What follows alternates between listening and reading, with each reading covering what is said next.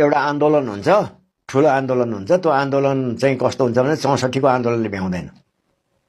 त्यो आन्दोलन 84 भन्दा अगाडि नै हुन्छ। 82 लागेपछि नयाँ युवाहरू आउँछन्। अहिले 81 साल छ, 82 लागेपछि तपाईँको नयाँ युवाले भनेको मुलुक मध्यावधिमा जान्छ क्या हो। यो संविधानै रहँदैन, सिद्धिहाल्यो। यो संविधान च्यात्र फाल्दिन्छ, युवा आएर संविधान च्यात्दिन्छ। मुलुकको प्रधानमन्त्री बालेन्द्र शाह एक्लैलाई मात्रै त नहेरौँ होइन, तर बालेन्द्र शाहका ग्रहहरू धेरै राम्रा छन्, राजयोग कारक छ। अब भनेको अब के नयाँ पार्टीहरू आउँछन् त चैत्रपछि? अबको परिवर्तनपछि युवा आउँछ, बालेनले नेतृत्व लिन्छन्।